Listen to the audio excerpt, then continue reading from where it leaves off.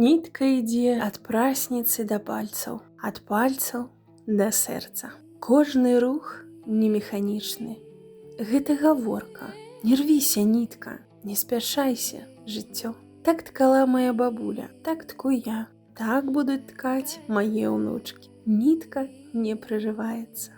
Вось гэты узор абярэг хаты. Чырвоны — кроў, што злучае пакаленне. Чорны — зямля, што корміць. Белы — святло, якога заўсёды мала, але яно ёсць. Вышываючы, жанчына не ўпрыгожвае, яна захоўвае. Кожны крыжык — слова малітвы.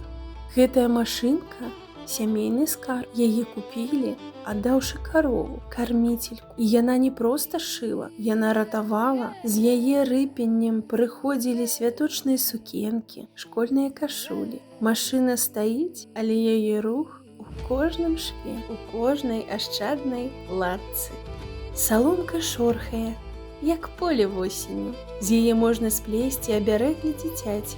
Ляльку робяць без начніц, без іголкі, каб не параніць лёс. І тады яна не проста цацка, яна апека. Такія лялькі перадавалі ад маці да дачкі. Каб дзіця ведала, яно не адно. Яго берагуць. Рукодзе не забава. Гэта спосаб гаварыць з будучым. Жанчына не думае пра славу. Яна думае, хто вазьме гэта после мяне. І пакуль ёсць каму пераняць нітку, жыве рамяство, жыве род, жыве Беларусь.